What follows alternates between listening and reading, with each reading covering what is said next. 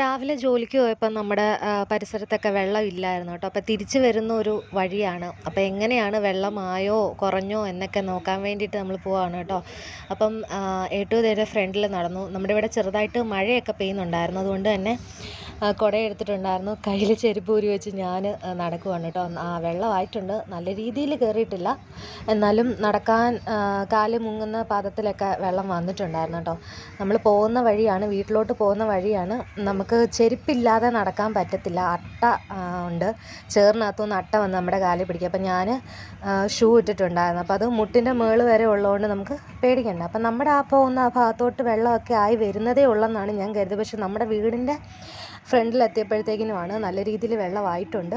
നമ്മളവിടെ ഓട്ടോ ഇടത്തില്ല കേട്ടോ. നമ്മുടെ ഈ ഭാഗം താഴ്ന്ന് കിടക്കുന്നത് കൊണ്ട് അവിടെ നല്ല രീതിയിൽ വെള്ളം ഉള്ളതുകൊണ്ട് ഓട്ടോ ഇടാൻ പറ്റാത്തതുകൊണ്ട് നമ്മൾ അപ്പുറത്ത് ഇട്ടിട്ട് വന്നത്. അപ്പോൾ നമ്മുടെ പടിയുടെ അവിടം വരെ വെള്ളമായി.